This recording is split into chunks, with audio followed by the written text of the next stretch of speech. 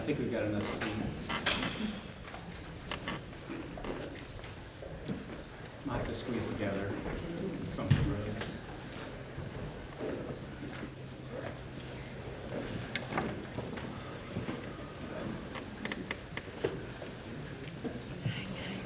All right, so you guys, as I start class, I'd be like, man, Randy, you get on this weird pattern. Hopefully you don't think it's weird, but always starting class out with a negative and then, moving into positive. But a lot of times these subjects, I think it is important to talk about the negative, the reality of what's going on in our culture, and especially when it comes to marriage and divorce and things like that. So I'll ask you a question.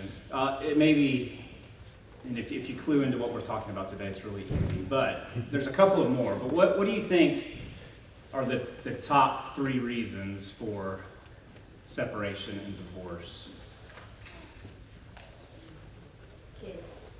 Kids? Money. There you go. Very good. What else?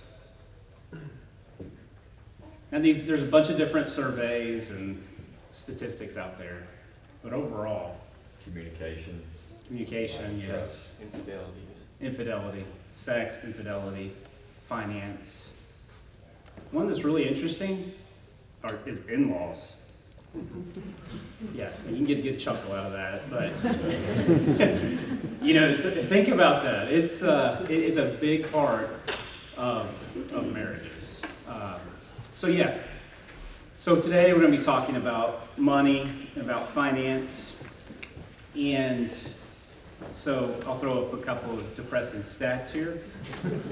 That 80% of marriages that separate or end in divorce say that a major cause was money issues. And Dave Ramsey, which I'm assuming most of you all know who that is a financial expert who's it's a Christian-based program that he runs and has created. He estimates that 75% of conflicts within a marriage are money related. Those are huge numbers. So it's obviously an issue and something that has to be paid attention to. And we have a lot of newlyweds in this class, which is great. Those are about to get married. We've got all ranges of marriages in here, which I think is wonderful and has been great. This is something, as you're preparing or as you're beginning a marriage, is huge to talk about, to plan, to budget, those type of things that we're going to be touching on this morning. So it's a real big deal if you don't know that already. And I hope that you do, and I hope that it's something that is talked about, and it is not something that's ignored or tried to be, swept under the rug or whatever. This is it's a very big thing, and the Bible has so much to talk to us about money and about financial things. Jesus uses financial and money examples, if you think about that, through his parables and other teachings. It's always has been, and always will be a central part of the human existence, and something to continually be learning about and trying our best to mold ourselves into good stewards of what we've been given. So what are, just thinking about money in general, finances in general, what are some common misconceptions about money and thinking about, godly living, biblical principles? What are some just common misconceptions? It grows on trees. Grows on trees, right? there's fulfillment in it. Fulfillment, you're exactly. Money is evil. Yeah. Money is ours. Yeah. All of our possessions are ours. Very good, very good. These are all all good things. What's one common misconception that maybe, say, a young married couple who's starting out with nothing, what might they think? Two can lose, sheep lose one. Yeah, that's a misconception. The more I have, the happier I'll be. Yes, bingo. They think it's gonna be real easy because, or we might have thought that, but it's gonna be easy because all of a sudden you've got maybe two incomes and you've got one rent, and it doesn't always work out the way you thought that it would. I think just like with lots of things in marriage, you assume that that your spouse was raised the same way about money and how you spend and how you save and all those things. Yeah, very good. Those are all, yeah. And you expect to maintain the same level of living as you did before you got married. And that's not a reasonable expectation. Exactly. Those are all great. Those are all. That there will be, before, this was mine, and that was hers. Yeah. And some kind of try to continue that pattern in marriage, his and hers. Yeah. Very, very good. I picked out a couple that you all touched on in general, just to, talk about some of the ways that the scriptures address these things. One of them I picked out was having more money will almost certainly not resolve your financial issues. So this misconception that if we get more, it's going to be okay. We just got to get more, and it's going to resolve everything that goes on. So you think about what Solomon, he has a lot to say about this. I picked out this verse. Ecclesiastes, he says, "As goods increase, so do those who consume them. And what benefit are they to the owners except to feast their eyes on them?" So here was, at the time, the richest man on earth. And you remember, if you read Ecclesiastes, he's trying to find meaning. And he's trying to do all these unbelievable deeds on earth and building projects and having as many women as possible and having as many servants as possible, and just what goes on and on and on. And he reaches these conclusions, but he says that, hey, as you continue to strive after more and you get more, what does he say happens? Is that craving, is it stopped? Are you satisfied? No. I mean, that's what he's saying. The consumption is like, oh, well, I need even more. Or you have other people more around you that say, hey, we need more. There's a lot of different scenarios, but the sad fact is that it doesn't just stop there at say, oh, I need to get to X level. And then you get there, and you're like, well, actually, I think a little bit more. I need to move that up a little bit more. And so the danger of that, especially if you're starting out a marriage and there's stress around finances, those type of things, or any part of your marriage, the solution is not always, well, we just need to make more money, and we need to do whatever is possible to do that. So another misconception, Derek mentioned that, is talking about that money is inherently evil. So that, is something that we can, fall victim to, is, well, we just need to just stay away and not be striving after it. So again, we have this balance that we have to try to maintain, during our lifetimes. Of obviously we need money. We all see ambition as a good thing. That's not an evil thing. Making more money is not evil. But what are the evils that come from money? What's that? Falling victim to loving it. To love it, exactly. Like you say, the hopes of more is coming, and being hooked on that. Yes, exactly. And so I put up a couple of points here about our attitude towards money. How is our heart? We talked a lot about heart issues. Christianity revolves around heart issues. And our attitude towards money and our use of it, can cause problems, and it does, reveal and say a lot about us. And I like this point too, that in many ways our attitude towards money is a barometer of our spiritual life. So, thinking about somebody that might struggle with being disciplined when it comes to money, you might also see a correlation there of spiritual struggles too. And that's not always the same. It's not always the case, but I think it does. It is a barometer of that. Any thoughts on those 2 points there, those misconceptions, or any other ones?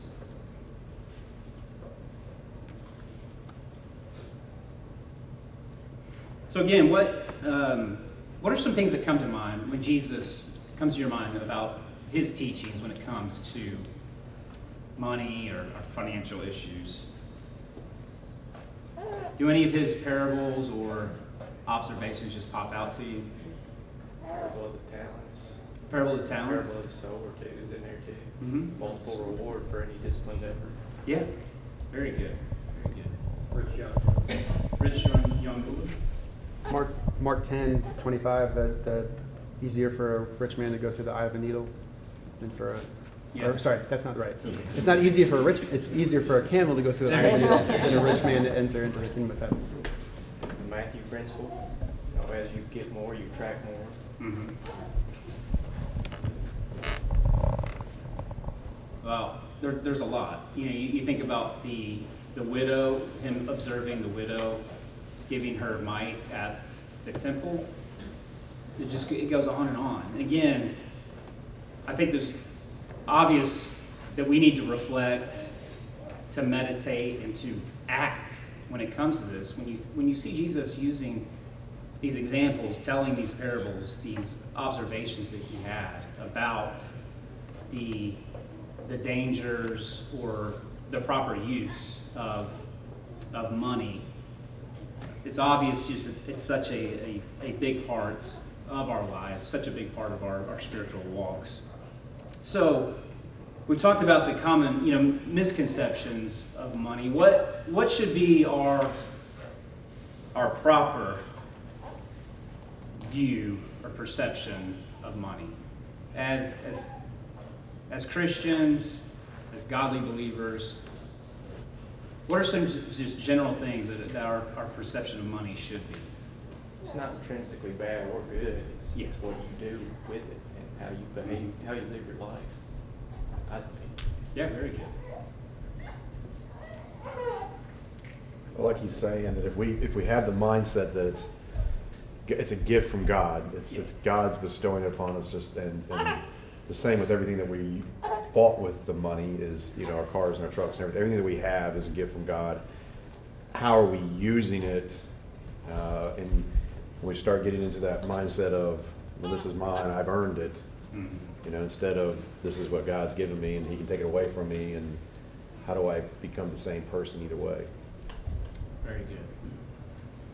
So I think about, it goes along with what Caleb is saying there. These are the words of David. Again, I think it's good to go to some of the richest people that have ever existed. You talk about Solomon and David and his attitude. And this is he's addressing the assembly here. This comes from 1 Chronicles 29, when they were bringing gifts and items for the temple that was to be built in the future. And he says, yours, Lord, is the greatness and power and the glory and the majesty and the splendor, for everything in heaven and earth is yours. Yours, Lord, is the kingdom. You are exalted as head over all. Wealth and honor come from you. You are the ruler of all things. In your hand are strength and power to exalt and give strength to all.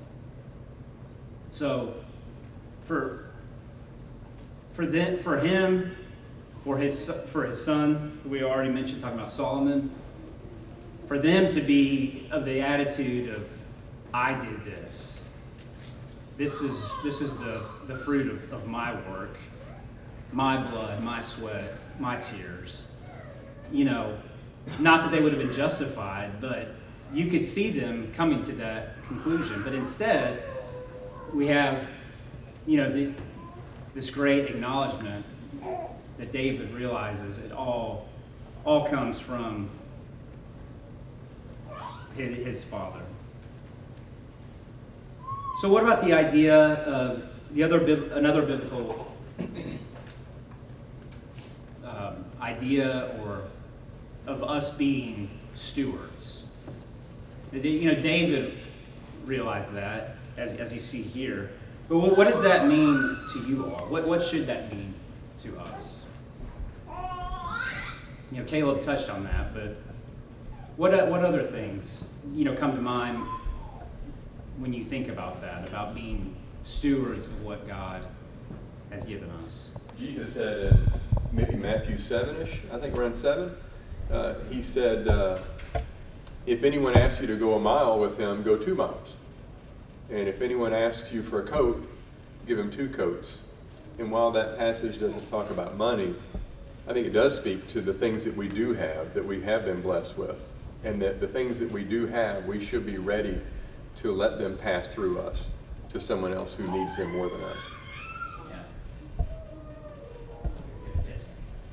Randy, there's a kid here named Randy I'm kind of fond of, and in his lesson here several weeks ago, when the young men did lessons, our transition service, his was on riches, and his statement at the end was, as far as laying up earthly wealth and treasures in heaven, was to get it all, you have to give it all. So you have to have the attitude of, like Travis said, it's not ours, really, you know. And the more we give, the more blessed we're going to be spiritually, I feel like. So. Someone already brought up the parable of the talents. I think, you know, we're expected to do things with our money. Like, I mean, I think about investing, you know, and being smart and good stewards of it. Yeah. Being productive. The parable of talents tells me that, being productive. Yeah. Yeah. Jesus, another principle he gives, you know, to whom much has been given, what does he say? You know, much is required, much is expected. So, yes, again, this idea of, hey, we are stewards of what God has given us, and we live. Yeah, I talk about Solomon, I talk about David. Yes, they were tremendously wealthy in their time. When you think about us, we have to step back, the big lens of all of history, humanity. We are just beyond blessed and rich, no matter where you might place yourself when you hear the word rich. But if you have, or take, again, a broad view of history, nobody's lived like us. So, I believe, or I know, that much is expected out of us, what we've been given, and how we are stewards of what we've been given. And are we keeping God, you know, and his principles at the forefront when we think about the blessings we've been given? Yeah, when you say that word steward, that's something that you're entrusted with, not just something that, you know, is over on a shelf. So there's a significant amount of communication between husband and wife that needs to take place, of planning that needs to take place. And if you incorporate into other things we've talked about, communication and leadership, if you as a husband are going to be a good steward of that with your wife, she's going to be on board with where you're at, what your goals are.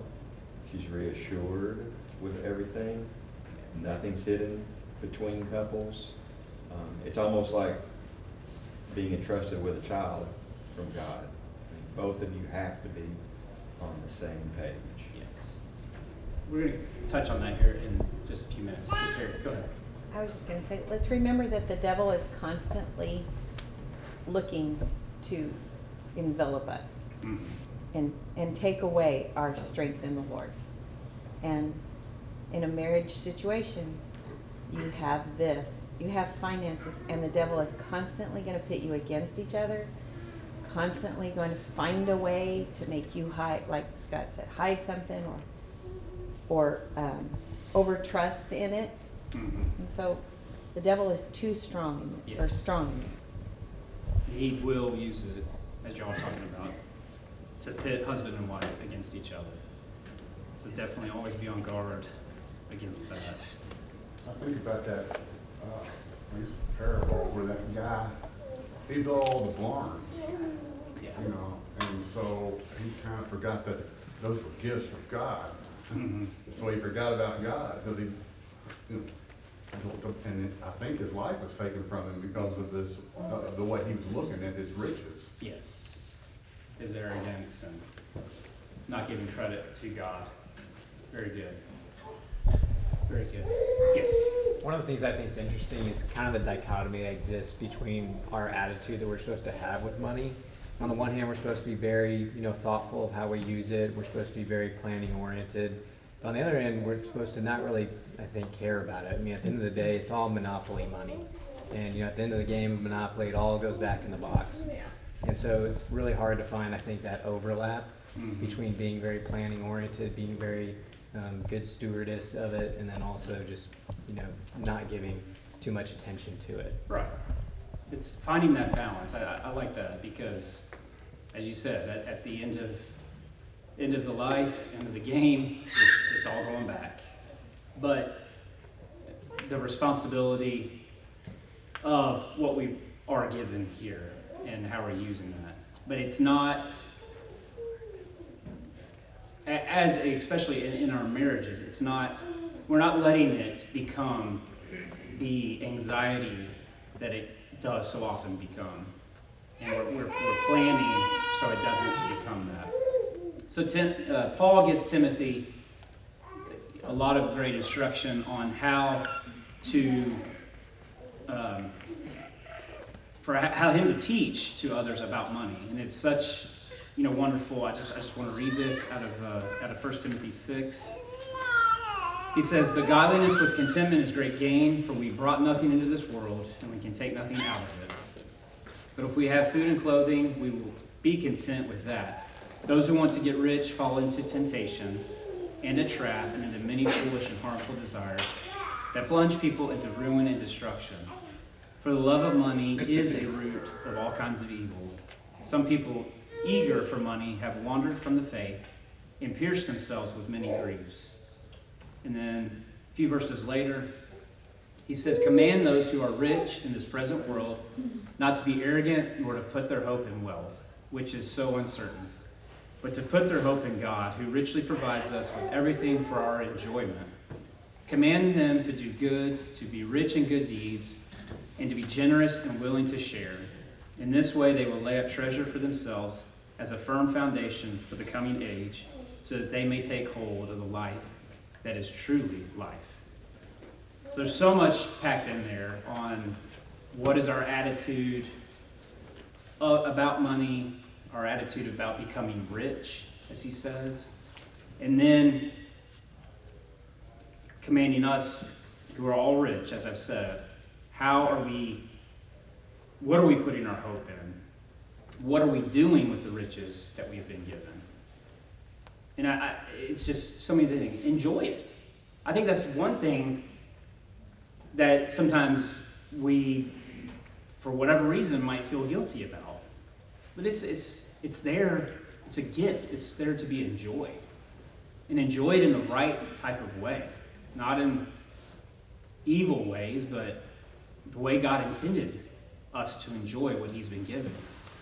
And use it to do good. Help those that are in need. And do good deeds. Be generous. And again, as you are, whatever stage you're in your marriage, but especially those that are newlyweds or about to be married, these are just such important topics, such an important topic to talk about. And So let's dig into that a little bit more about just finance in general with newlyweds or wherever we're at. Somebody mentioned this earlier. Such a big part of it is where we come from, our past, the families, how we were raised, how finances were handled within our individual families. And then you're coming together with somebody from a different background that might have handled money in a completely different way. So the importance of having those conversations, talking about expectations, talking about planning and budgeting are so important. Lawrence had a lesson on this. It hadn't been that long ago, and they do a lot of premarital counseling, and their advice is their broad advice is really simple, and I really liked it. That when Lawrence and Janice are talking to couples is when you're budgeting, 10% you give away, 10% you save, and then you live on the rest. And I think that's such a simple, it's such a basic way of budgeting. And as you're going, you firm up that budget, you make it specific. Especially, I think it's very important for newlyweds. If you're coming in, with not a lot with your current jobs, or if you're still students or things like that you really need to budget. But just that general principle, I believe, is really spot on. That gets you started off on the right track. So, what thoughts about that? Anybody thoughts on that? Randy, I think you hit the nail on the head whenever you said talking about it as newlyweds, but even before getting married, I think is also extremely important. And I know some families don't talk about money, and so it may not be natural for a person to talk about money because they never really were raised to talk about it. And so it's important for at least somebody in that relationship to step up and encourage and promote that. Open communication. Yeah. Very true. And the word budget, like when we were trying to teach our children about budgeting, my son said that it was too controlling, that it was telling me where I can spend my money. He said, no, you're controlling where your money's going. And so I think a lot of times the word budget has a negative connotation, just like when our son was young. He wanted to be in control of the money rather than the budget is really you in control of your money. Spending plan sounds better. Spending plan, sure. I like that. So you can substitute that in your head if you see the budget in my next slides. But so again, these are biblical concepts that I've just picked a few Proverbs, other verses. Talking about giving, here in Proverbs 3, honor the Lord with your wealth, with the first fruits of all your crops. Then your barns will be filled to overflowing, and your vats will brim over with new wine. This concept that God talks about throughout Scripture, again, Jesus talked about it through his teachings too. The more you're given gifts, the more that you share those, you be generous, the more will be given to you. And it's this beautiful thing of taking care of others, giving back to God in whatever way, and it's going to come back to you. And it might not come back to you in monetary form, and it can come back to you in so many different ways, so many different blessings. And talking about saving, planning, planning to store up for yourselves. Again, Proverbs talks about this: the wise store up choice foods and olive oil, but the fools gulp theirs down. Be sure to know the condition of your flocks. Give careful attention to your herds, for riches do not endure forever, and the crown is not secure for all generations. So again, this idea of planning, where, I don't know if we maybe have a farmer or two in here, but all of these examples are of farming, of livestock, but they're easily applicable to us today too. Same ideas, same conditions that we find ourselves in of how are we planning with what we have been blessed with. Randy? Yes, sure. We do a lot of things yearly. Every couple, you do a lot of things yearly. One thing that would be good to do yearly is to sit down together and say, here we are today. Where are we going? How do you feel about things? Do you want to put more toward this? Do you want to put more toward this? Sometimes one party in a marriage might feel like that's their given role or that's their whole role. Yeah. Well, if the other party doesn't have an understanding of it, they can't be equal or a just participant in it. I can overspend when I don't know. I can be resentful when I don't know. And so maybe a yearly business meeting Yeah, no, to sit down and say, here we are. And then two, the fallout of that is there's a great trust that's built in because you're a partnership working toward goals, not working against each other, and there's full disclosure. we all do it with our occupations, and it's much more important within the marriage. So I completely agree with that. Have those discussions. Hey, one the husband or wife say, hey, I want to go here or do this. Okay, let's plan for it. Instead of just saying, call up and make the reservation.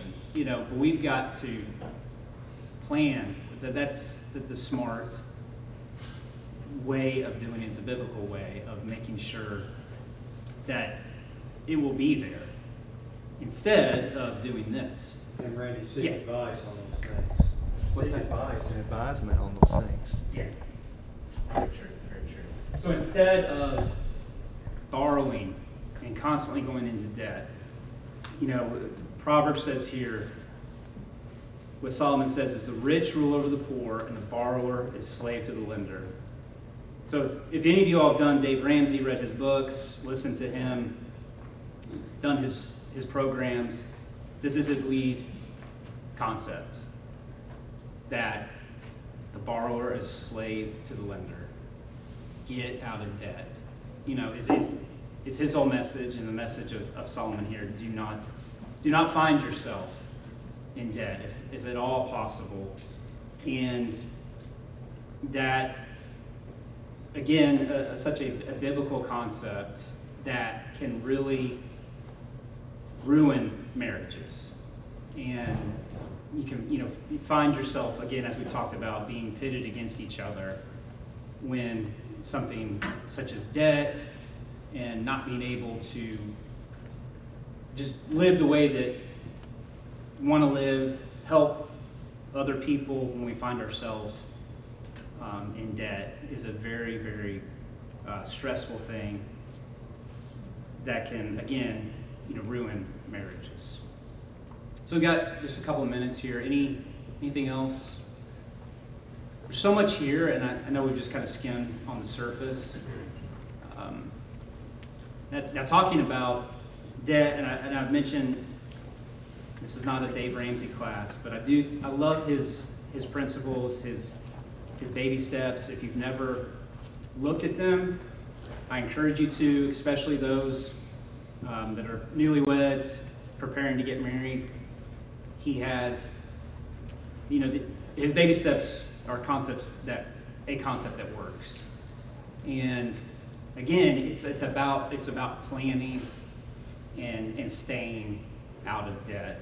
So you can see them here about having a starter emergency fund, paying off debt, except for your house, set a rainy day fund, investing for retirement, saving for your children's college fund, if you feel like they'll be going to college,